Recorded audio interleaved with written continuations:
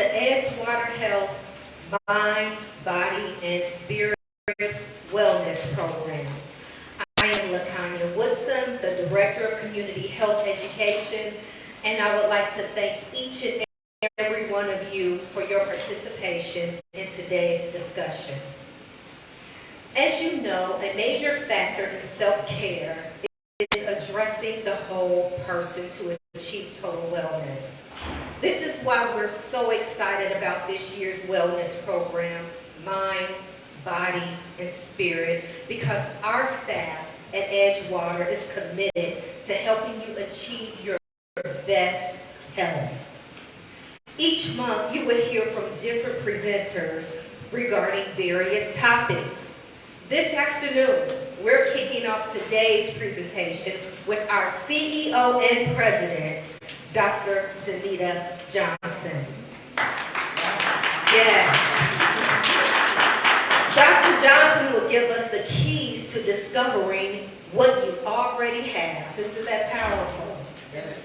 Dr. Johnson is recognized as an authority on leadership and organization turnaround. She helps leaders and teams strengthen behaviors that positively impact their relationships, resilience, and results. Dr. Johnson recently published her 4th book entitled The Women's Little Purple Book for Leadership. Won't you please help me welcome to the podium, Dr. Danita Johnson.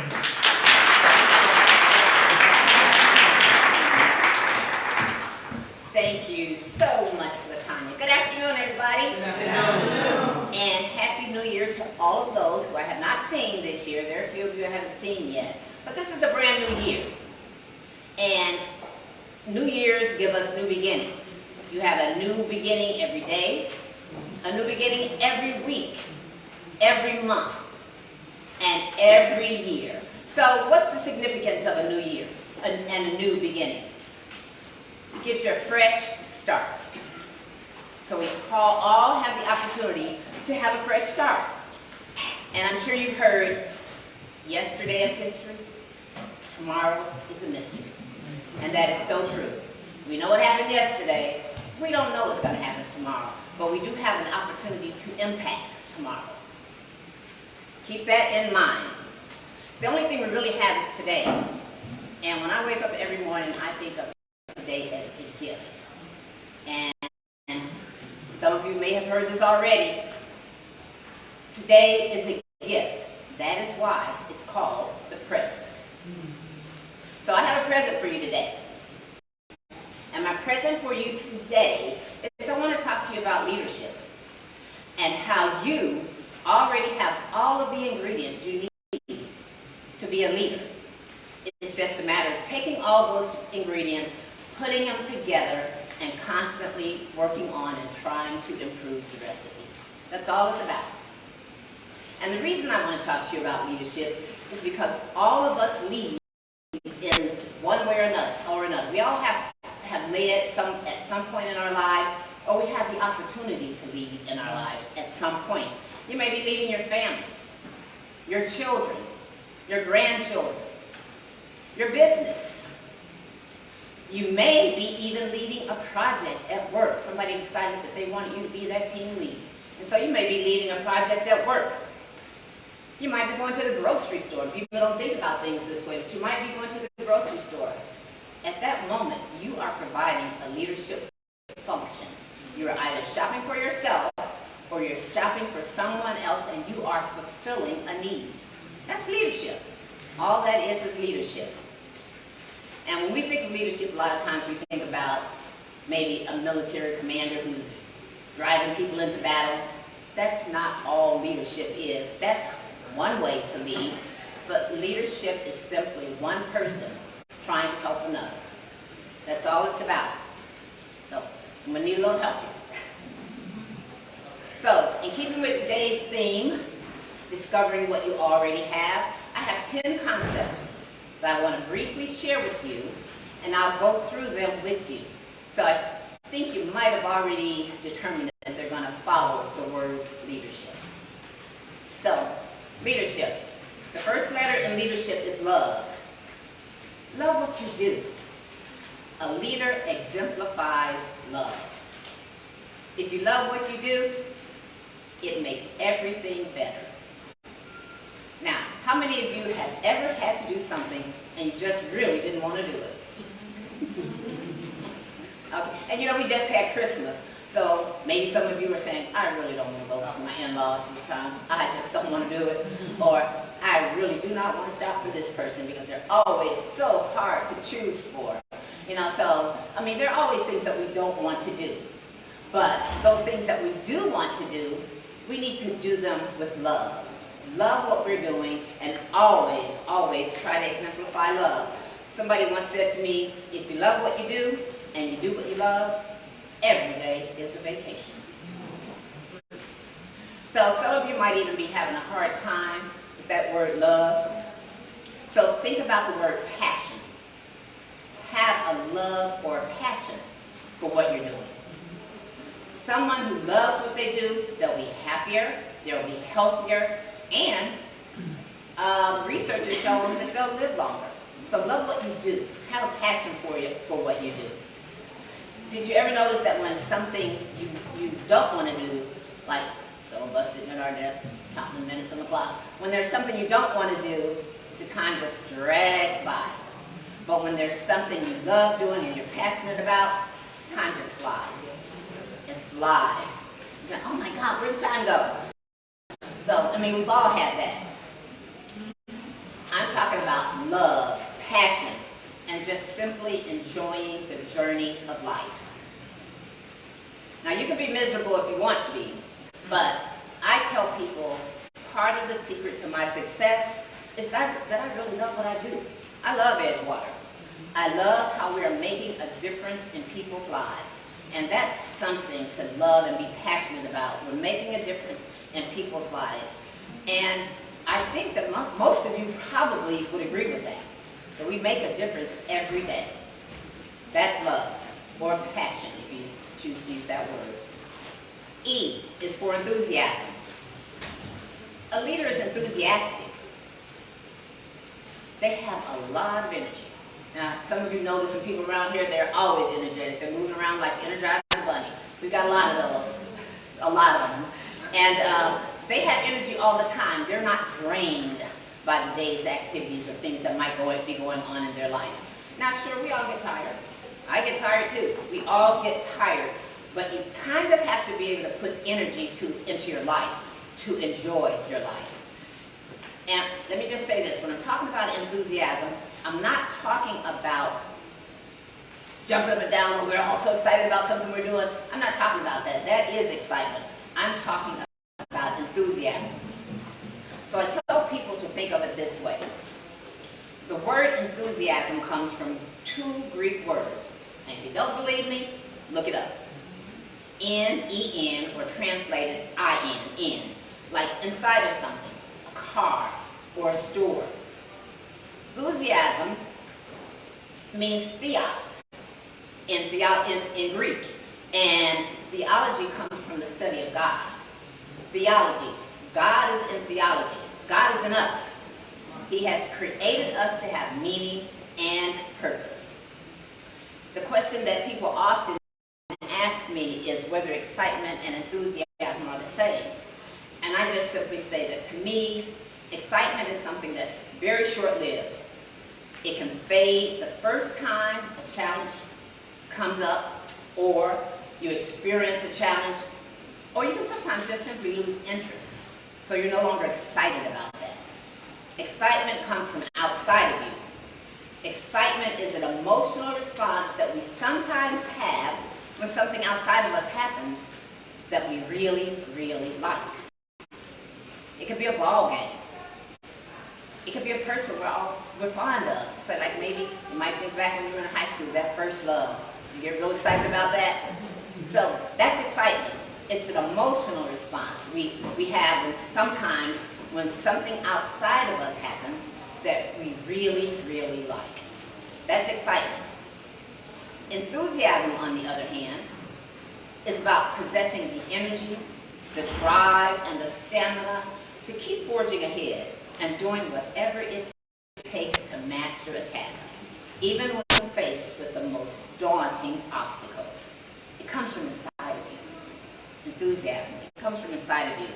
It's not dependent on what is going outside of you. It's like a fire that's ignited deep within that drives you to never settle, to live with passion, and to go out and turn the world upside down. That's enthusiasm. Again, excitement is about outside forces that stir up emotion. It's often short-lived. For instance, I was really excited when my alma mater, Westside High School, they went downstate in 2002. I was pumped. And I was pumped because everybody else was pumped. The whole city was pumped. They all traveled down to watch that game. And it was a very exciting game. It was a nail-biter. But I tell you something, years later, I don't have that same intense feeling about that win. I'm still glad they won. And maybe, just maybe, they might win again one day in my lifetime. But the excitement has worn off. It was euphoric while it lasted, but excitement fades away with time. So since enthusiasm dwells within us, it's more long-lasting. Enthusiasm may influence how we celebrate. Excitement may influence how we celebrate, but enthusiasm drives the way we live. It drives the way we live. So yes, in general, enthusiasm and excitement are synonyms. But when I think of excitement, especially when I think of enthusiasm, I'm not talking about excitement. One influences how you celebrate, and the other drives the way you work, love, and live. That's enthusiasm. Now, I've been accused of not showing a whole lot of excitement at times. But see, I get excited just like the rest of you do. I just show it a little differently. I show it differently. And so for those of you who've gone through the DISC training with us, they kind of understand the traits. I'm a C. It takes a lot for us to really get out there and show our excitement. But I'm excited. My excitement is just different. I show it differently than you do. Like Mamie and I, they're always like the party people of the world. They want everybody to know they're in the room. When they walk in the room, that's an I. I'm a C, a little bit more reserved. So I do get excited. It's just that I show it a little bit differently. But what I am is enthusiastic about life. That's what I am. So, and I know that some people out there may be atheists or agnostics, and that's okay. That really, truly is okay. Because we're not here to judge anybody. But I'll tell you, I would have a very hard time waking up and going about my business during the day if I did not feel that I had a real purpose in life. That's the difference for me. So I'm not telling you what to believe, but it gives me energy knowing that I have a purpose.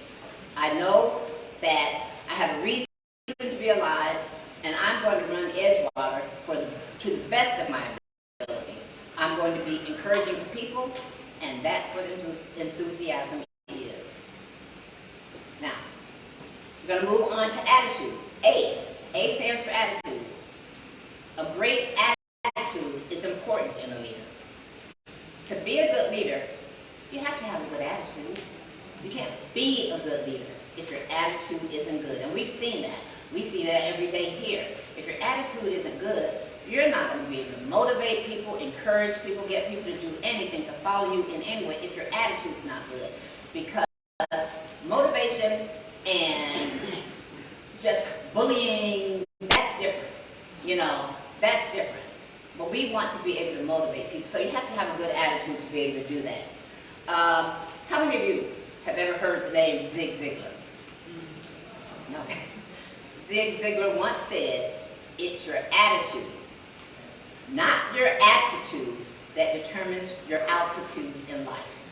Now, let me say that one more time, because I know that's a tongue twister. He said, it's your attitude, not your aptitude, that determines your altitude in life. The most important thing that you can possess in this life is your attitude, because that is 100% under your control. Nobody controls your attitude but you. So say, for instance, you're on your way somewhere, maybe to work, to a meeting, and you're in a hurry. Traffic is very, very heavy. Your attitude can turn bad in a real quick second. But say you're driving along in that same traffic, and you've got a good friend in the car, and you're laughing and joking, and just having a good time. It's kind of a slow traffic, but in your head it's leisurely because you're hanging out with one of your good friends. You might at that time welcome the slower traffic. But again, you have the ability to choose how you're going to respond to that. Whether you're going to have a bad attitude or a good attitude. In any event, you're in control. You are in control. So I tell people always, remember the word HALT. H-A-L-T. HALT. When you are going to have trouble with your attitude, you need to halt. You get hungry, you get angry, you get lonely, you get tired. That's when people begin to see those bad traits that come out that are exhibited in our behavior as a result of our attitude. To be a good leader, remember, halt. You have to have a good attitude. And really, what does that mean? It is the way you act and the way you talk. It determines how fast and how far you're going to go in life. I would say attitudes can be like cobwebs. They can clutter your mind and really cause you to lose all sense of what you're here for, your purpose. Or they can be like an interstate highway, and you're driving in this nice vehicle and it's smoothing along. Your attitude is just something that smooths your way along to your destination. Attitude. So this might come as a shock to you, but I believe the single most important decision that I make every day when I get up out of bed is what is going to be my attitude for that day. It's my choice of attitude. On a day-to-day basis, that is what I have to be concerned about. It's my attitude. It's more important than my past, my education, my bank account, my successes or failures, my fame or my pain, what other people think about me, my circumstances, or my position. It's more important than all of that. It is my attitude. That's the single most important decision that I make every day. Belief produces behavior. What we believe will be seen in the way we live. Believe me. So instead, you have to think differently. Use encouraging words when you're talking to people like, thank you. I'm so looking forward to seeing you. Everything is going to work out. Don't worry. It's going to work out. Those words are encouraging, and they're powerful. Nobody can force you to have a good attitude. You can have whatever attitude you're determined to have. There are some things you can't control. Your heartbeat, the color of your eyes, how tall or how short you are, the air you breathe. You can't control those things, but you can control your attitude. You can control it. It's under your control, 100%. A person with a good attitude, they say, let's learn from this. Or, I'm going to strive to do better. I know I can do better. I'll strive to do better next time. Think of it like this.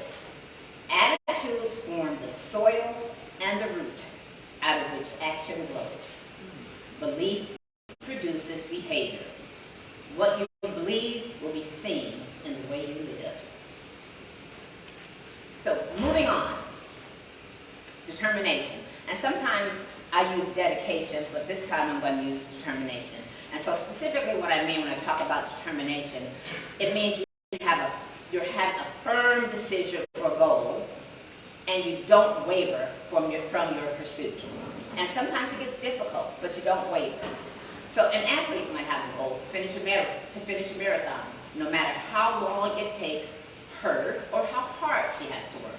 Determination gives her the motivation to wake up early, to train, to push through during the race, and to keep moving forward. Keep putting one foot in front of the other when she thinks she wants to stop. Her determination outlasts dozens of other factors that threaten her resolve. It's about your want to. Do you want to have a better life? And I'll tell you, if you don't, you won't.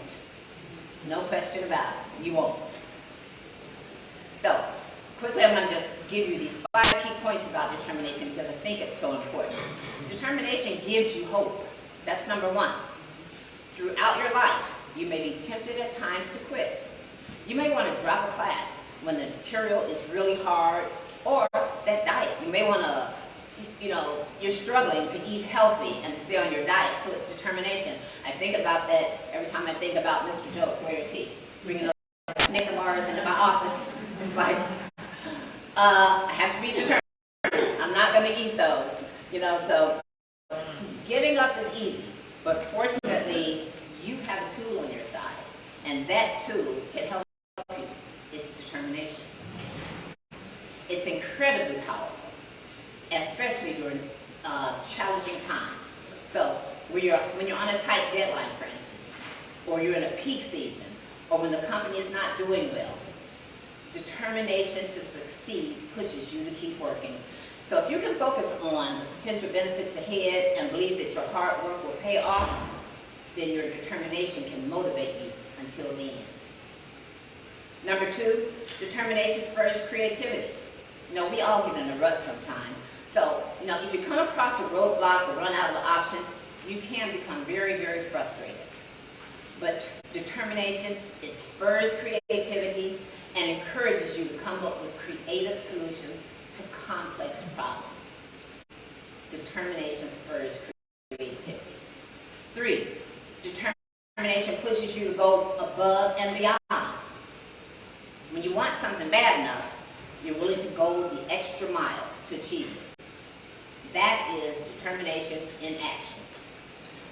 Your coworkers, they might show determination when they want to impress the boss, or when they want to take steps to get a promotion. They're determined to do what's necessary.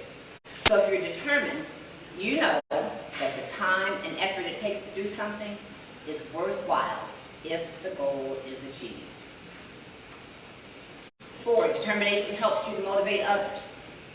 So consider all the employees in your workplace, here or wherever else you might work. It could be at Edgewater. You like to have people who are optimists. These are people who think everything is going to go well, they're going to work hard, they're going to make it, it's going to end well. And then you may have pessimists, people who think everything is going to end poorly. And they wear it on their faces, they wear it in their attitudes, they think things are going to go poorly. When times are tough, the optimist often rallies their employees and co-workers, convincing them that even though the work is hard and there's a lot to do, it can be done if everybody works together and just pitches in. That's the optimist. It's the determination of the optimist that motivates people to work harder until the end. Determination provides guidance, number 5, and spurs self-motivation. As an example, some people feel demotivated at work. And a lot of times it's because they're not sure of what they're supposed to do, where they're supposed to go, so they're a bit demotivated. But the people who are actively engaged in their workplace are those who care about the companies that they work for, and they want their business to succeed. So these are people who really want to see success. Other workers are disengaged, or even actively disengaged, and I call that passive-aggressive behavior. And sometimes it's not even so passive. Sometimes people are just outright saboteurs. And you can be a saboteur in any way. It doesn't mean that you're sitting back and you're doing things kind of stealthily, undercover. A lot of times you're just busybody walking around the place, talking bad about things and being nosy and out of your workplace and doing that kind of stuff. That's a saboteur because they're keeping somebody else from doing what they need to do. Somebody who wants to be actively engaged doing their work. So, and I get a little passionate about these things, but passive aggressivity is just something that can kill an organization. So we all need to think about how we motivate ourselves to be the best that we can possibly be. Determined people beat the odds. As I said, they're actively engaged. They want the best for themselves, their team, and their company. Their determination gives them the drive to push ahead and do better. instead of disconnecting and choosing to be uninvolved, determination encourages people to stay focused and driven. Determined people, just a few of the traits, they set small goals for themselves. You know, you can't accomplish all your goals at one time. No one completes a marathon without training. And I know this because I've done it 6 times. You know, you start by running 1 mile, then 2, and you just keep building it up until finally you can get to that 26. So it takes determination to continue to practice, to train, in order to be able to do that. If you want to practice determination, follow in the footsteps of some determined person that you know of, and set your goals high, and just try to stay focused on your goal. And determined people, the other thing is, they also know that their future is in their control. Some people believe they don't have any control whatsoever over their lives, you know, their jobs, any of that. But determined people, they know that they have control over the direction of their careers, their lives, everything. You might think that no matter what you do, you'll never get the results you want. Not true. In some cases, you may even believe that the only thing that will affect your future is outside forces. Now, people who are determined, they know that actions and decisions of others affect them. But they also believe that their future is in their control. They control their futures.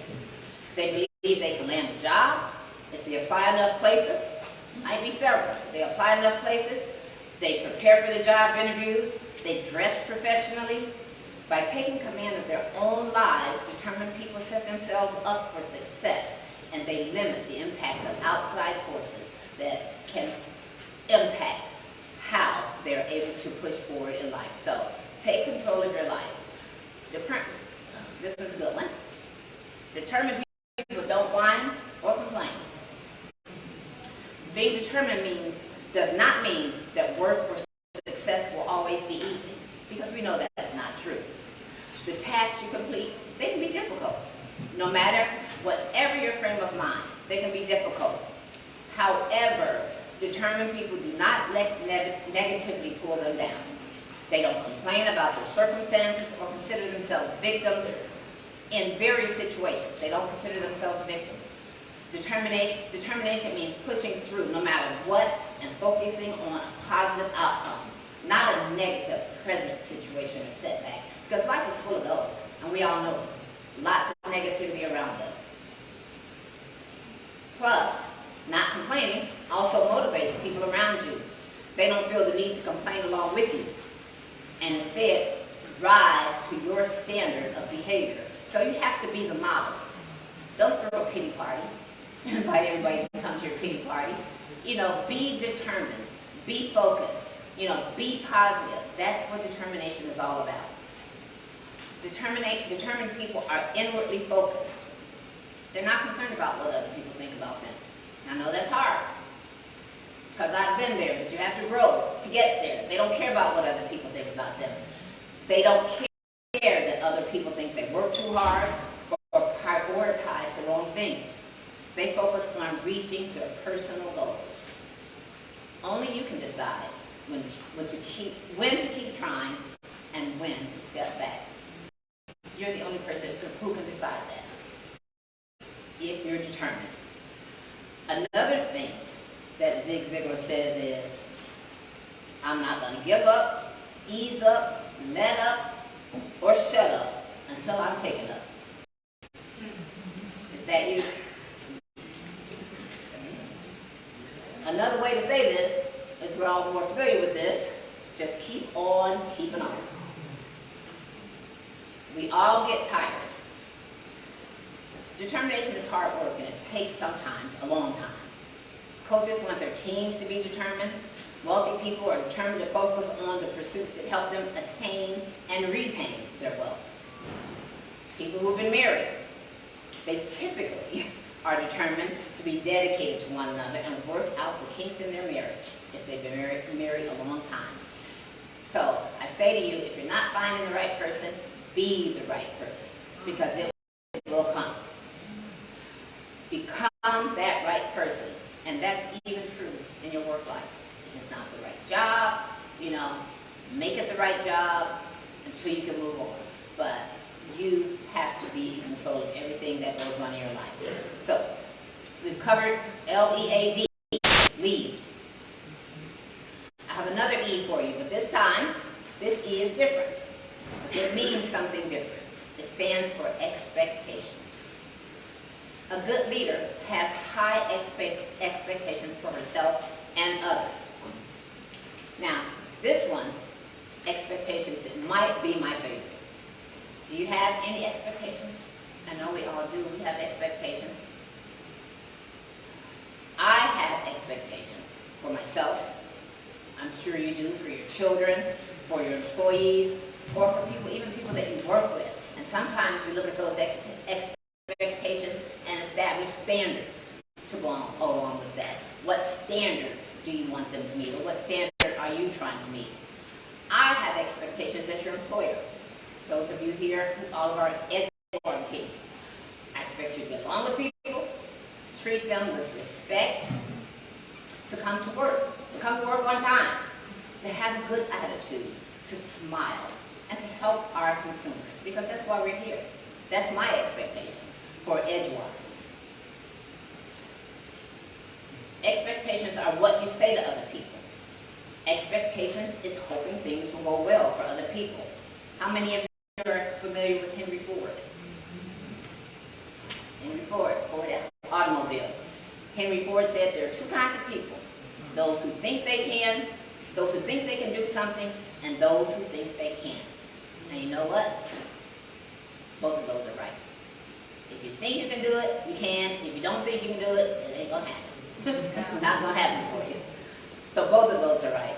So I just implore you, whenever you speak to somebody, realize that you're giving them your expectations. I bet I can just imagine when you were growing up and you had a good teacher, someone would tell you, she would tell you, you're going to be a good mother. Oh, you have the skills to be a great teacher, an engineer. You have great skills. They're setting you up, your parents.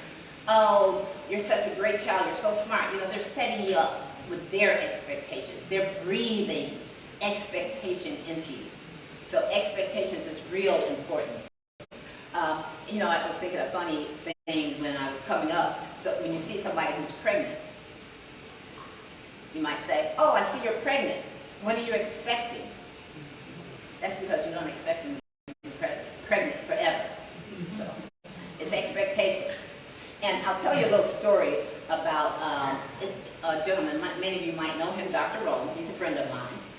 He did some training here for us once, maybe 2 or 3 times. But he told me about a story about when he was a kid. And he said several years ago, he was in a small town. He knew a woman in a small town near Atlanta. That's where he lives, near Atlanta. He knew a woman there. And he'd be standing outside with her. And when the cab driver would come past, she'd wave and say to the cab driver, hey, how you doing, Doodabee? And so he said he heard that so many times that finally he just asked her. He said, why do you call him Doodabee? Whenever he comes around, you call him Doodabee, and I've never heard that name. And she went on to tell him that when his mom was pregnant, she carried him for 10 to 11 months. And when people would ask when the baby would be here, she'd always say, the baby is due to be here any moment. And so that's how he got that nickname, Doodabee. And people still call him Doodabee to this day. It's about expectations, and that might be the most important thing that we talk about today, expectations. And I know I'm a grandmother, and I have expectations for my grandson, Javier. And a lot of you have met him. And I tell him all the time, I'm expecting you to be responsible. I'm expecting you to get good grades. I'm expecting you to be in class on time. I'm expecting you to turn in your assignments. Because we all know that teenagers, they have all kinds of other things on their mind. But we have to give them expectations. We all have expectations. Expectations give us a sense of hope and destiny.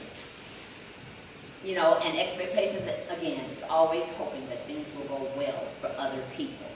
So we've had L-E-A-D-E. So I'm going to move briefly through the rest. The next letter is R. And I'm going to give you a double dose here. It stands for real responsible. Real and responsible. A person who is real is genuine. What you see is what you get.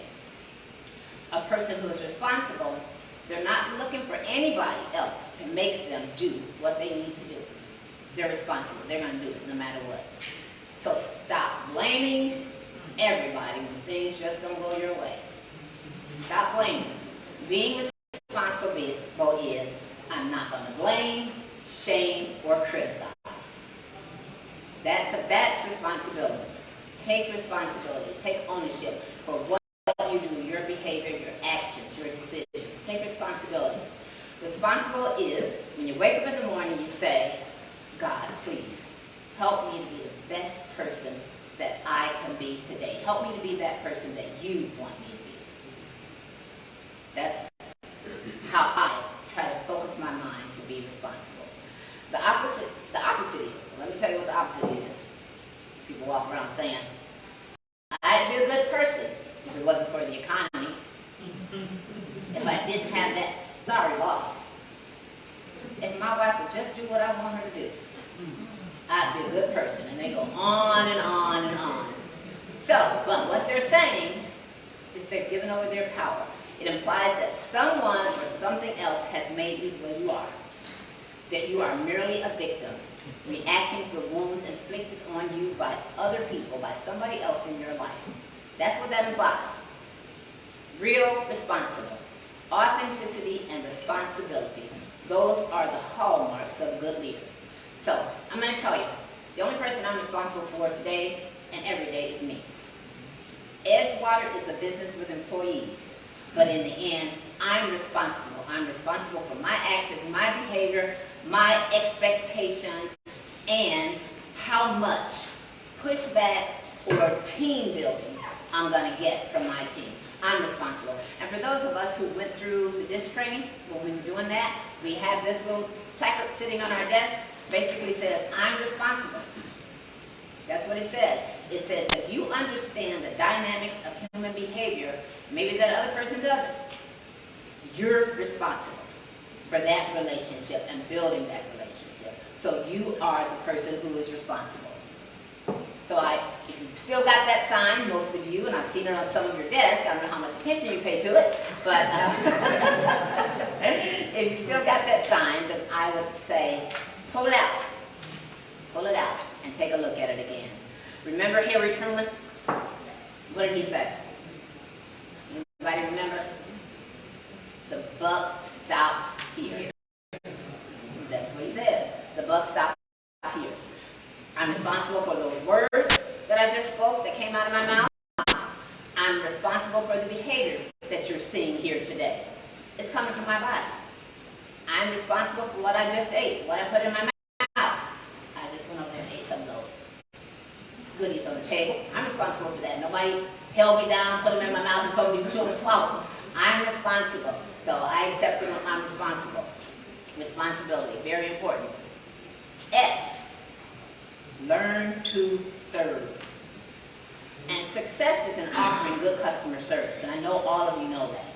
Offering good customer service. I was at a lunch yesterday. I think Kyla went along with me.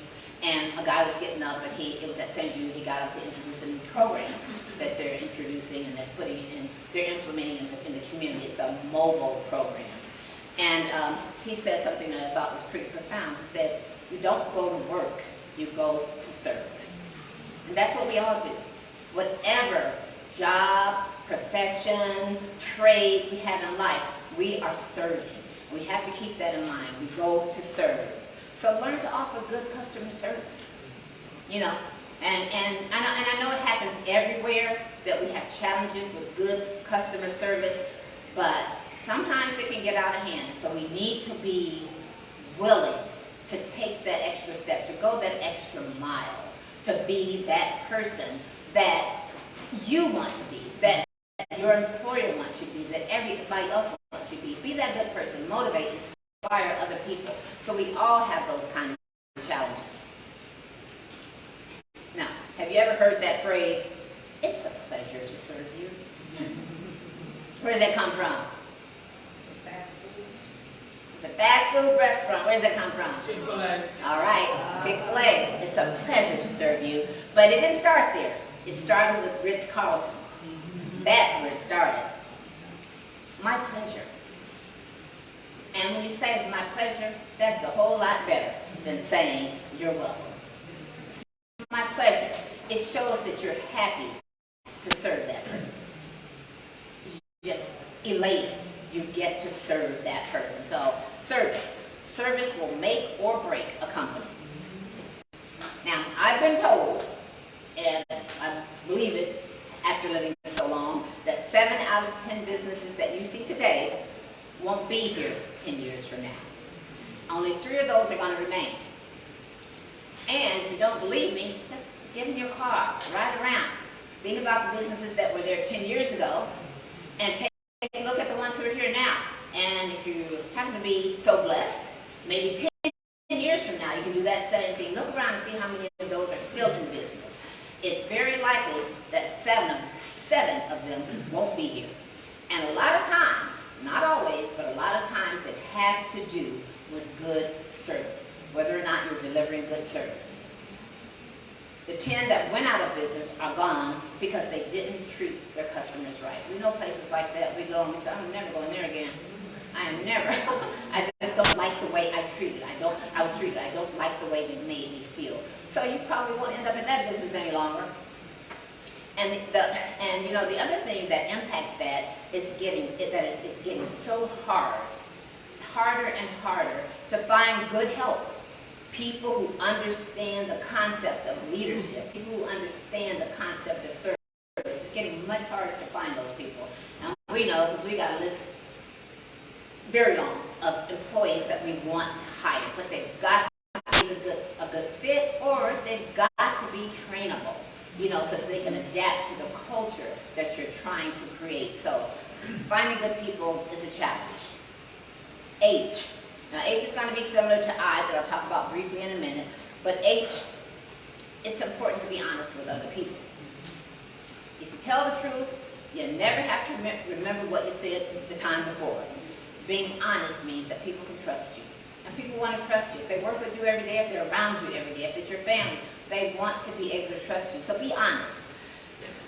Isn't it interesting that when someone comes or they go before Congress, and we've seen a lot of this lately, they go before Congress and they have to raise their right hand and they tell them, you're under oath. Well, to me, that's like saying, you're under oath, so you have to tell the truth. But if you're not, you can lie if you want. That's basically what it says. It would seem to me that people would know that when they go before Congress or any body like that, in a courtroom, anywhere, in an employee situation, it's important to tell the truth. And you don't have to be told to tell the truth. You shouldn't have to be told. You should be willing to just be honest and tell the truth.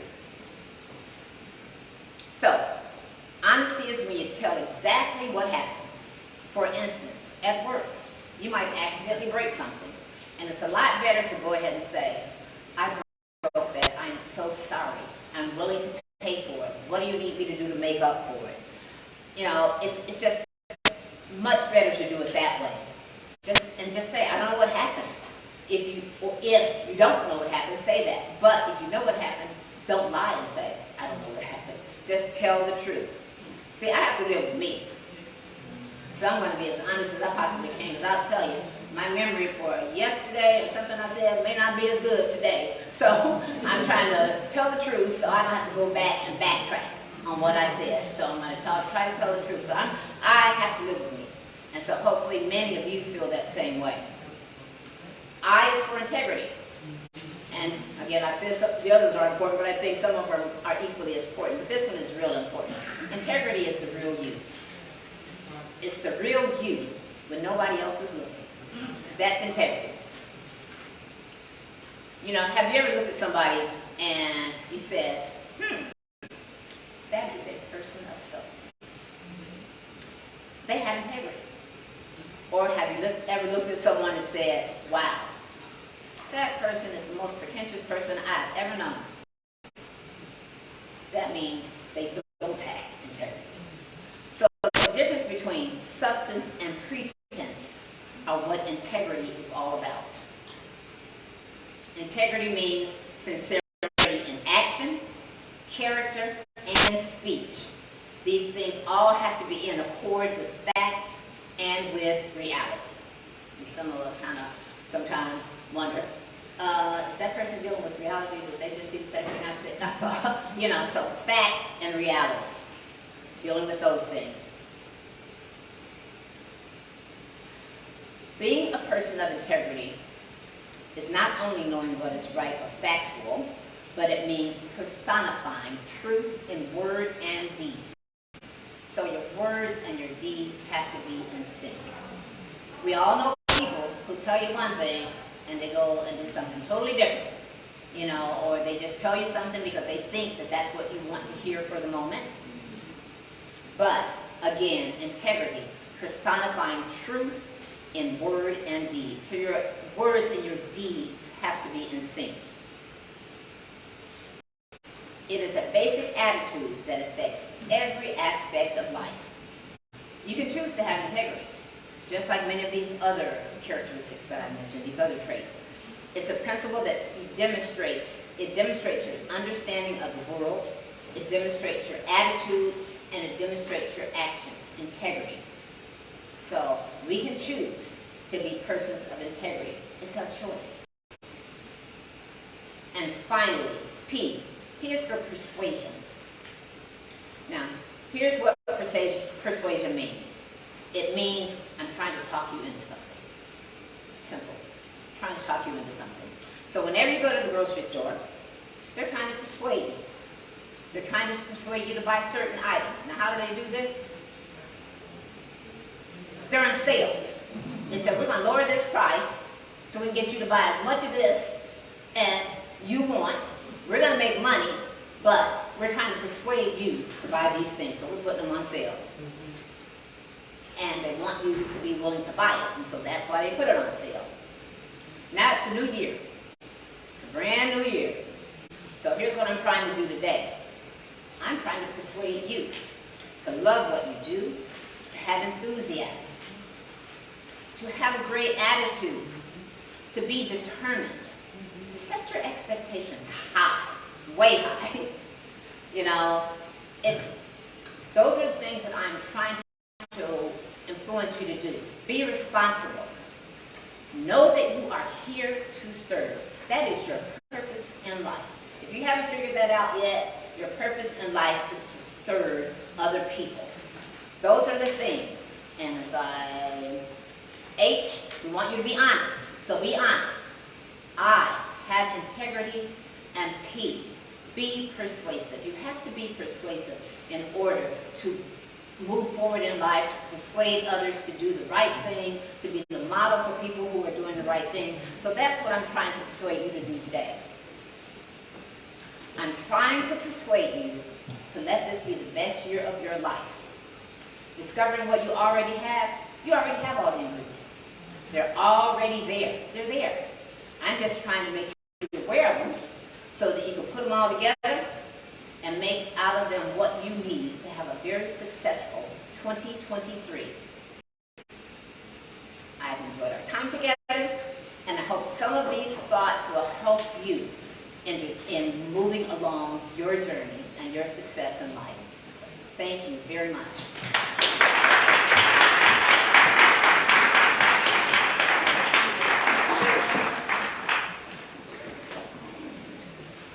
Let's give Dr. Johnson another hand.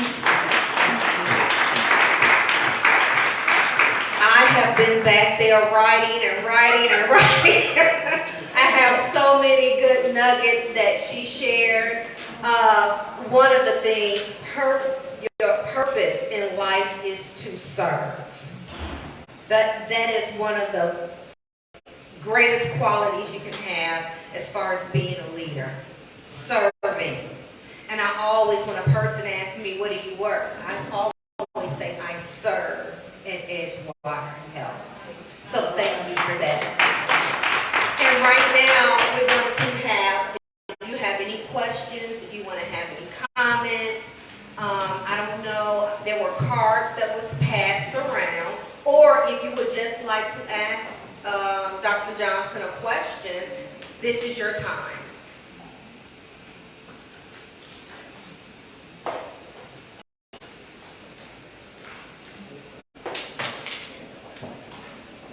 So Tara, she's going to read the questions.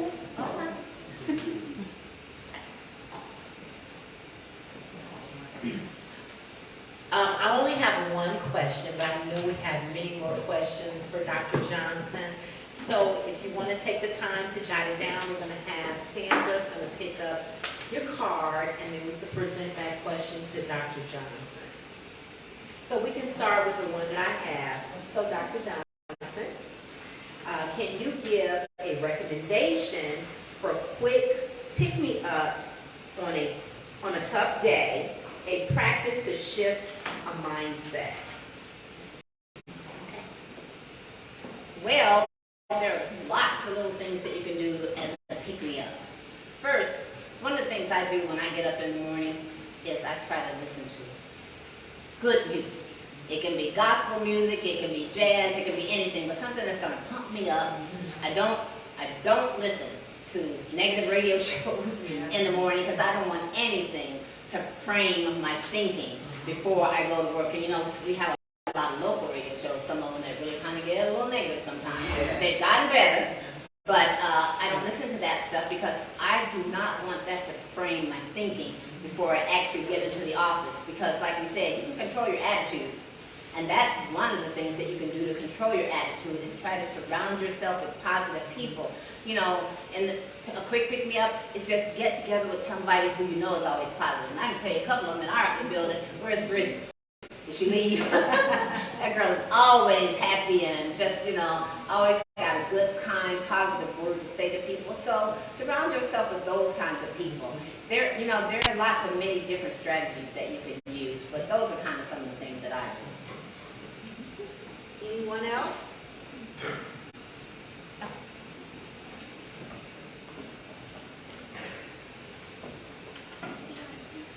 Okay, we have one more. What are the tips, excuse me, what are the tips to halt and improve attitude? Well, that's a good one because the first thing I tell people is don't engage your mouth before your brain gets engaged. Stop and think. You know, just stop and think about the impact of whatever you're thinking or whatever you're planning to do is going to have. A lot of people are very reactive.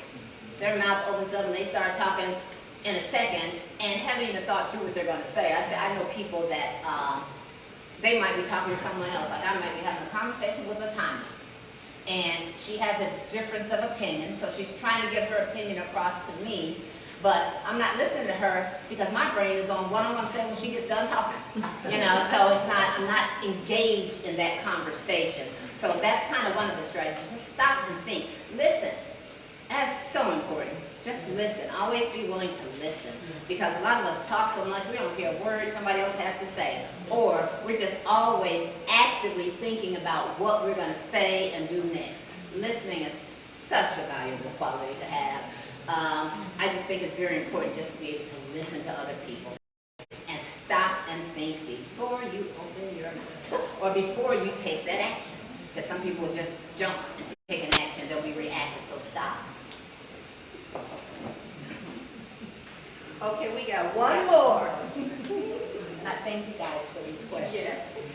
What do you do, what do you do to instill hope in others?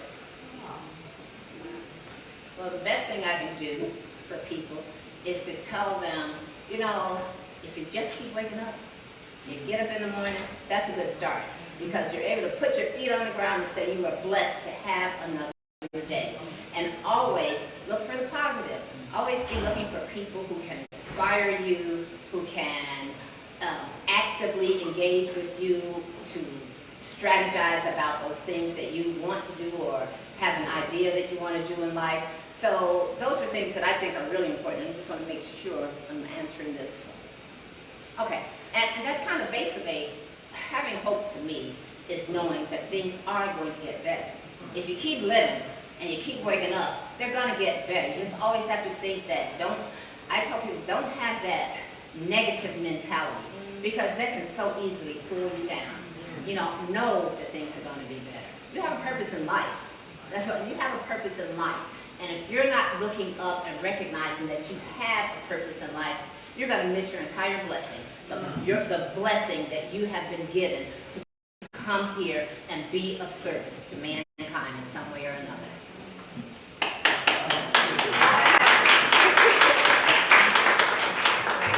Let's give Dr. Johnson another hand. Thank you for that last question. As far as instilling hope in others, here at Edgewater Health, this is what we do. We're here to instill hope and to work with you so that you will have a healthier life. This is what mind, body, and spirit is all about. So give yourselves a hand. I want to give our staff a hand, because every month, we're going to come with you. We're going to come to you with a new topic. Next month, we're going to be featuring Dr. Sandra and Marshall James on Thursday, February the 16th at noon, right here, Love and Happiness, Fostering Healthy Relationships. We are looking forward to each and every month being with you, streaming on our social media platforms. We want to thank Cooley, want to thank Miss Chelsea, want to thank the community, our partners, our staff for coming here, and we're going to see you next month on the 16th. Mind, body, and spirit with Edgewater Health. Thank you.